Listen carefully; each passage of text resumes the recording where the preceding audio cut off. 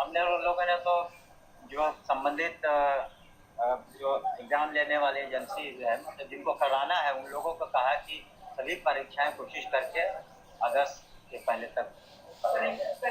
तो बिहार की शिक्षा तो दोस्तों, बिहार के शिक्षा मंत्री सुनील कुमार जी का ये कहना है कि अगस्त के पहले पहले बीपीएससी टीआरई 4 की परीक्षा वो करवा लेंगे। फिलहाल अभी उसके पहले बिहार एसटीटी की परीक्षा भी करवाने की बात कही गई है। एग्जैक्टली क्या टाइम टेबल होगा इसके बारे में अभी तक कोई भी ऑफिशियल डिक्लेरेशन नहीं आया है, लेकिन अब सरकार यहाँ पर क्योंकि खुद कह रही है, शिक्षा मंत्री खुद बयान दे रहे हैं कि अगस्त तक, तो यहाँ पर ना अगर आप बिहार से हैं या फिर अदर स्टेट से हैं तो आपको तो एक बात मान के चलना पड़ेगा कि आपके पास जो इस प्रतियोगी परीक्षा में शामिल होने के लिए समय सीमा है वो बहुत कम बचा हुआ है। और अगर आप एक शिक्षक ही बनना चाहते हैं और बाय द वे आप लोकेशन प्रेफरेंस नहीं रखते हैं कि आप यूपी में बनेंगे या फिर कहीं पर अलग, अगर शिक्षक बनना ही आपका उद्देश्य है और आप बिहार में भी शिक्षण कार्य करने में आपको कोई दिक्कत नहीं हो रही है, तो आपके लिए जो वैकेंसीज है बिल्कुल सामने है। और बिहार का जो ट्रैक रिकॉर्ड रहा है पिछली 3 शिक्षक भर्तियों का, वो काफ़ी अच्छा रहा है। उसको देखते हुए तो यही प्रतीत हो रहा है कि सरकार जो कह रही है, शिक्षा मंत्री जो कह रहे हैं, उस पर अमल भी किया जाएगा। तो मिला जुला कर अगर आप बीपीएससी टीआरई 4 का हिस्सा बनना चाहते हैं और इसमें सफल होना चाहते हैं तो यहाँ पर आपके लिए संदेश ये है कि आप किंतु परंतु में ना उलझें और अपनी तैयारी को राइट नाउ आज से ही स्टार्ट करें। वैसे फ्रेंड्स, अगर बात करें हम उत्तर प्रदेश के बारे में, तो उत्तर प्रदेश में भी हालांकि प्राइमरी शिक्षक भर्ती को लेकर जो एक ट्वीट आया था, उसमें ये ट्वीट जो था वो किया गया था 21 तारीख को, 21 मई को ये ट्वीट आया था। हालांकि 9 बजे ट्वीट आया था, 1 बजे तक ये ट्वीट जो था वो डिलीट कर दिया गया था। अखबारों में भी ये जो जानकारी थी प्रकाशित की गई थी और कहा गया था कि यूपी में मार्च तक 2 लाख शिक्षकों की भर्ती की जाएगी। हर चरण में 65,000 शिक्षकों की भर्ती होगी और ये भी कहा गया था कि इसमें प्राइमरी के लिए सबसे ज़्यादा पद होंगे। 1,81,276 पद केवल बताए गए थे प्राइमरी शिक्षक के लिए।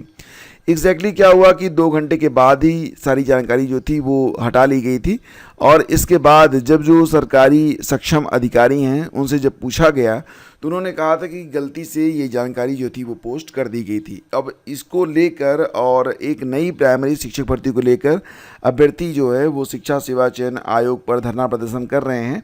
हालांकि शाम को शिक्षा सेवा चयन आयोग के जो उप सचिव हैं शिवजी मालवीय, उन्होंने अभ्यर्थियों से वार्ता की और 15 दिन का समय मांगा, लेकिन फ़िलहाल अभी जो अभ्यर्थी हैं वो कह रहे हैं कि 15 दिन का समय हम नहीं देंगे और जब तक शिक्षक भर्ती की घोषणा नहीं होती है तब तक ये धरना प्रदर्शन जारी रहेगा। हालांकि जानकारी ये भी मिल रही है कि आयोग अध्यक्ष ने एक बैठक की है प्रतियोगी छात्रों को धरने के बीच। उत्तर प्रदेश शिक्षा सेवा चयन आयोग की अध्यक्ष प्रोफेसर कीर्ति पांडे की अध्यक्षता में बैठक बुलाई गई। अध्यक्ष ने कहा कि रिक्त पदों का अध्याचन मंगाने के लिए संबंधित विभाग को फिर से पत्र लिखा जाए। उन्होंने आयोग के अफसरों से कहा कि भर्ती जल्द शुरू करने के लिए सभी औपचारिकताएं जो हैं वो पूरी की जाएं।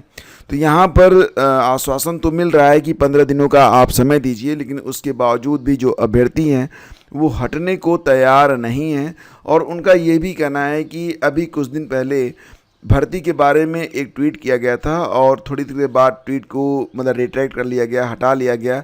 मतलब ये क्या तरीका होता है कि एक बार तो 2 घंटे में बहुत सारे मीडिया प्लेटफार्म हैं जिन्होंने इस न्यूज़ को प्रकाशित किया, पब्लिश किया और उसके बाद फिर आप कहते हैं कि गलती से, तो गलती का क्या मतलब होता है, मतलब क्या ये भर्ती नहीं आएगी। फ़िलहाल जो अभ्यर्थी हैं ये एक निर्णायक लड़ाई के लिए फ़िलहाल मैदान में जुटे हुए हैं।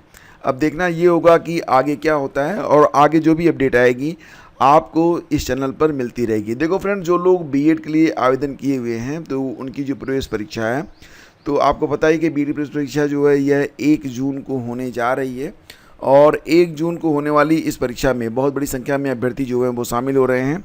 फिलहाल बुंदेलखंड विश्वविद्यालय के द्वारा इस बीएड की संयुक्त प्रवेश परीक्षा का आयोजन कराया जा रहा है। परीक्षा 2 पालियों में 1 जून को संपन्न कराई जाएगी और पूरी तैयारियां यहां पर कर ली गई हैं। अभ्यर्थियों को बायोमेट्रिक प्रक्रिया से गुजरना पड़ेगा।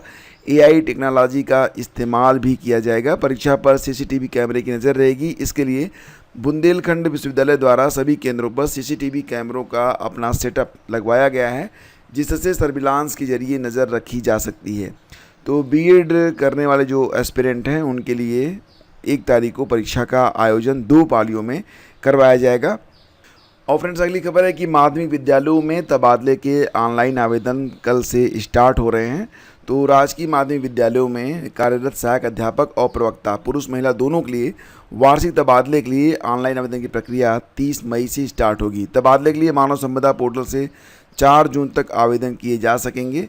माध्यमिक शिक्षा निदेशक डॉक्टर महेंद्र देव ने बताया है कि आवेदन ऑनलाइन ही किए जाएंगे, अन्य माध्यम से आवेदन स्वीकार नहीं किए जाएंगे। और इसकी जो विस्तृत जानकारी है वो आपको ehrms.upsdc.gov.in पर जाकर आपको मिल जाएगी। हेल्पलाइन नंबर भी यहाँ पर दी गई है और व्हाट्सएप कॉल या व्हाट्सएप पर आप मैसेज करके भी जानकारी ले सकते हैं, जो कि आपके सामने आपकी स्क्रीन पर है। और परिषदीय विद्यालयों के 7,374 शिक्षकों को मिला तबादला। तो एक से दूसरे ज़िले में परस्पर तबादले की प्रक्रिया पूरी आज से 5 जून तक कराई जाएगी तैनाती। तो खबर है कि परिषदीय विद्यालयों में तैनात 7,374 शिक्षकों को परस्पर तबादले का तोहफा मिला है।